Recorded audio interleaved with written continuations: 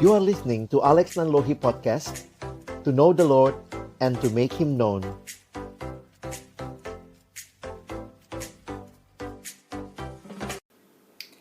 Mari kita berdoa sebelum kita membaca merenungkan firman-Nya. Kami datang dalam ucapan syukur ya Tuhan, terima kasih untuk kesempatan ibadah yang Kau berikan kepada kami. Kami telah memuji nama-Mu ya Tuhan, menaikkan doa kami kepadamu dan tiba waktunya bagi kami untuk membuka firman-Mu ya Tuhan. Kami mohon ketika kami membuka firman-Mu, bukalah juga hati kami. Jadikanlah hati kami seperti tanah yang baik, supaya ketika benih firman-Mu ditaburkan boleh sungguh-sungguh berakar, bertumbuh, dan juga berbuah nyata di dalam kehidupan kami. Berkati baik hamba-Mu yang menyampaikan, semua kami yang mendengar. Tuhan tolonglah kami, agar kami bukan hanya menjadi pendengar-pendengar firman yang setia, tapi mampukan dengan kuasa dan pertolongan dari Roh-Mu yang kudus. Kami dimampukan menjadi pelaku-pelaku firman-Mu di dalam kehidupan kami. Bersabdalah ya Tuhan, kami anak-anak-Mu sedia mendengarnya. Di dalam nama Tuhan Yesus Kristus, Sang Firman yang hidup, kami menyerahkan pemberitaan firman-Mu. Amin. Shalom, selamat pagi Bapak, Ibu, dan juga adik-adik, rekan-rekan yang saya kasihi dalam Tuhan Yesus Kristus. Senang sekali hari ini melalui media virtual, online. Kita ini namanya berzumpa ya, karena lewat Zoom. Jadi kita bersyukur kepada Tuhan, kesempatan ibadah tidak terhenti hanya karena pandemi. Tuhan memberikan berbagai kemajuan teknologi untuk kita juga bisa menikmati persekutuan dengan Tuhan dan dengan sesama. Tema kita hari ini adalah Broken Image Restored. Dan saya mengajak kita sama-sama untuk memahami tema ini dari perspektif Alkitab, Kitab Suci, tentang siapakah manusia, manusia yang adalah gambar Allah. Dan kita akan melihat bagaimana di dalam realitanya manusia ini jatuh dalam dosa dan kemudian dipulihkan. Di dalam Alkitab kita melihat bahwa Allah menciptakan manusia. Kitab Kejadian yang mencatat awal mula segala sesuatu, termasuk juga mencatat awal mula manusia. Kejadian 1 ayat 27 menyatakan, maka Allah menciptakan manusia itu menurut gambarnya. Menurut gambar Allah, diciptakannya dia, laki-laki dan perempuan, diciptakannya mereka. Pemahaman manusia sebagai gambar Allah. Kalau Bapak Ibu Saudara melihat di dalam terjemahan berbahasa Inggris, so God created man in His own image, in the image of God.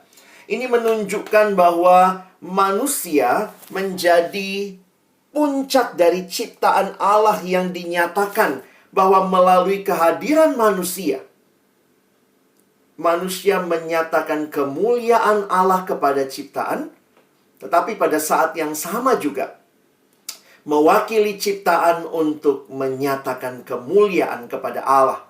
Demikian istilah gambar Allah menyatakan manusia adalah manusia yang unik, diciptakan dengan unik, tidak ada yang sama satu sama lain.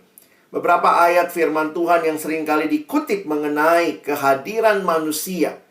Walaupun ini adalah refleksi dari bangsa Israel yang Allah kasihi, tetapi kita bisa melihat dalam konteks luas juga bagi semua ciptaan, khususnya dikatakan oleh karena engkau berharga di mataku. Nah, ini Yesaya 43 ayat 4. Oleh karena engkau berharga di mataku dan mulia, dan aku ini mengasihi engkau, maka aku memberikan manusia sebagai gantimu dan bangsa-bangsa sebagai ganti nyawamu. Betapa berharganya manusia, betapa mulia dan pencipta. Allah adalah Allah yang mengasihi manusia. Sehingga kalau kita perhatikan lagi beberapa ayat di bawahnya, Yesaya 43 ayat yang ke-7 mengatakan, semua orang yang disebutkan dengan namaku, yang kuciptakan. Tujuannya apa?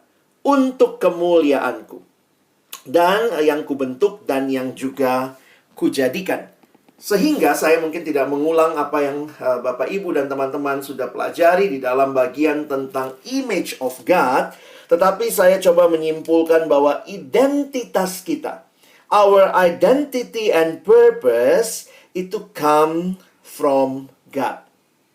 Identitas kita, tujuan hidup kita, itu bukan dari diri kita. Manusia bukanlah makhluk yang mencari tujuannya dari dalam dirinya. Kalau kita lihat saat ini ya, di tengah-tengah berbagai kemajuan yang terjadi, seolah-olah lihat ke dalam dirimu. Wah, nanti kamu akan lihat bagaimana dirimu. Sekarang ini buat anak muda bahkan banyak yang mengatakan just follow your heart. Ikuti saja apa kata hatimu. Tidak demikian. Your identity and purpose come from God. Ini adalah konsekuensi logis dari kehadiran kita sebagai manusia yang diciptakan segambar dan serupa dengan Allah. Image of God. Tetapi kemudian kita lihat ya, kenapa hari ini kita bicara restored? Karena image of God ini broken. Bapak Ibu Saudara yang dikasihi Tuhan. Sama seperti memandang kepada cermin yang harusnya merefleksikan gambar yang sempurna, tetapi cermin yang retak menjadi gambaran yang mengerikan. Ditatakan bahwa manusia di dalam dosa gagal menjadi gambar Allah yang sempurna. Kalau kita lihat masalah manusia di dalam dosa, kalau kita perhatikan, ada yang mungkin munculnya dalam bentuk masalah identitas. Tapi kemudian saya jadi sadar begini Bapak Ibu ya, dosa ini akarnya dosa adalah merupakan akar dari rusaknya gambar Allah dalam diri manusia. Jadi masalah manusia bukan sekadar masalah identitas. Ya, bukan sekadar masalah psikologis, masalah moral begitu ya. Tetapi adalah manusia jatuh di dalam dosa. Nah, kalau kita ingin melihat bagaimana hal apa yang terjadi dalam diri manusia yang jatuh dalam dosa, saya meminjam gambaran yang disampaikan oleh Paulus di dalam Efesus pasal yang keempat. Efesus 4 ayat 17 sampai ayat 20. Di dalam bagian ini, Rasul Paulus menjelaskan ya, totalitas kehadiran manusia yang tercemar oleh dosa. Mari perhatikan ayat-ayat ini, saya sudah tuliskan sehingga Bapak Ibu Saudara nanti bisa memperhatikan. Dikatakan sebab itu, kata Paulus ya, kukatakan dan kutegaskan ini kepadamu di dalam Tuhan, jangan hidup lagi sama seperti orang-orang yang tidak mengenal Allah. Seperti apa hidup mereka? Perhatikan, dengan pikirannya yang sia-sia dan pengertiannya yang gelap, jauh dari hidup persekutuan dengan Allah, karena kebodohan yang ada di dalam mereka dan karena kedegilan hati mereka. Ayat 19, perasaan mereka telah tumpul sehingga mereka menyerahkan diri kepada hawa nafsu dan mengerjakan dengan serakah segala macam kecemaran. Tetapi, perhatikan, Paulus bicara kepada jemaat Efesus yang mengalami pembaharuan. Tetapi kamu bukan demikian. Kamu telah belajar mengenal Kristus. Bapak Ibu Saudara yang dikasihi Tuhan, perhatikan bahwa di dalam dosa menjadi bagian yang meliputi keseluruhan diri manusia. Mungkin itu istilah yang saya mau coba pakai ya. Membicara pikirannya, pengertiannya, hatinya, perasaannya. Nah, ini menyeluruh ya. Sehingga benar-benar kalau kita perhatikan, manusia di dalam dosa hancur. Memang di dalam teologi Kristen tidak dikatakan gambar Allah rusak total, rusak seluruhnya ya, tetapi dikatakan sebagian. Sehingga ada yang membedakan istilah kerusakan total beda dengan kerusakan absolut. Manusia rusak total menyeluruh, tetapi tidak absolut. Dalam arti manusia masih bisa melakukan kebaikan, tetapi semua kebaikan yang dilakukannya terikat kepada natur yang berdosa. Sehingga perhatikan ya, pikiran, pengertian, hati, perasaan, Wah, ini menarik kalau lihat juga ya, bahwa banyak orang yang secara pikiran tahu, tapi perasaannya nggak ikutan. Saya ketemu mahasiswa, lalu kemudian dia cerita gitu ya. Iya kak, agak susah ujiannya begini. Lalu waktu itu karena onsite, dia bilang, iya nih, anak-anak pada nyontek. Saya tanya, kamu ikut nyontek nggak? Enggak sih kak, saya nggak nyontek. Tapi terus saya tanya lagi, gimana perasaanmu lihat temen yang nyontek? Ya biasa aja sih gitu ya. Jadi memang menarik sekali bahwa perasaan seringkali nggak ikut Bapak Ibu Saudara ya. Bahwa harusnya juga kalau kita lihat, kalau kita melihat betapa mengerikannya dosa, makanya harusnya perasaannya juga sedih melihat orang jatuh dalam dosa. Sedih melihat orang berkubang dalam dosa. Tetapi perasaan juga telah tumpul. Makanya mengerikan sekali kehidupan di dalam dosa. Dan kita melihat bahwa bukan ini akhir cerita dari manusia yang ada di dalam Kristus. Perhatikan ayat 20. Jelas sekali Paulus berkata, itu hidup kamu dulu ya. Ayat 20 dia pakai kata, tetapi kamu bukan demikian. Kamu telah belajar mengenal Kristus. Sehingga hanya ketika dosa diselesaikan, barulah manusia bisa kembali menikmati hakikatnya sebagai gambar Allah. Nah inilah yang kita coba hayati hari ini. Kehidupan yang baru. The broken image restored. Siapa yang melakukannya? 2 Korintus 5 ayat 17. Jadi siapa yang ada di dalam Kristus, ia adalah ciptaan baru. Yang lama sudah berlalu, sesungguhnya yang baru sudah datang. Masalah manusia dosa, pergumulan terbesar manusia di dalam dosa, dan Yesus Kristus adalah solusi yang diberikan Allah. Allah mengerti dengan jelas pergumulan Bapak, Ibu, Saudara, dan saya.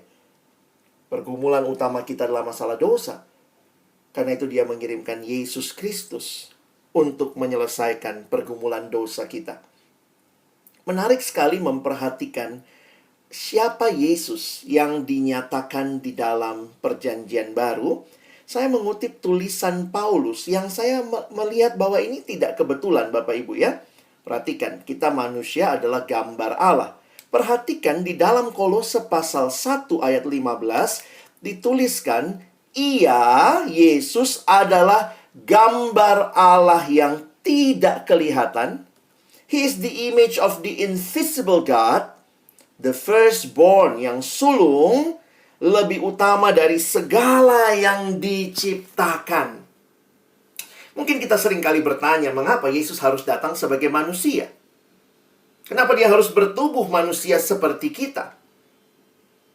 Ayat ini secara tidak langsung menyatakan kepada kita bahwa Yesus adalah gambar Allah yang sempurna. Rusaknya kita sebagai gambar Allah yang diciptakan untuk menyatakan kemuliaan Allah, dan kita gagal jatuh dalam dosa. Pikiran, perasaan tumpul, tapi Allah membawa kita kembali dalam pemulihan, broken image restored by gambar Allah yang sempurna melalui karya Kristus. Dia adalah gambar Allah yang sempurna. Apa yang Yesus lakukan bagi kita? Kita melihat 1 Petrus 2:24 mengatakan, ia sendiri telah memikul dosa kita di dalam tubuhnya di kayu salib, supaya kita yang telah mati terhadap dosa sekarang hidup untuk kebenaran. Oleh bilur-bilurnya kamu telah sembuh. Jadi coba kita simpulkan Bapak Ibu Saudara, ini butuh perenungan yang mendalam, tetapi dalam waktu yang terbatas, mari kita melihat bahwa God's image, the perfect one, Jesus. Sementara kita, God's image yang broken in sin. Bagaimana karya penebusan itu membaharui kita kembali. Sehingga kalau kita simpulkan ya, kita itu awalnya created by God. Lalu kemudian dalam dosa, saya menuliskan partly distorted because of sin. Dan di dalam Kristus, kita being restored in Jesus. Untuk tujuan apa?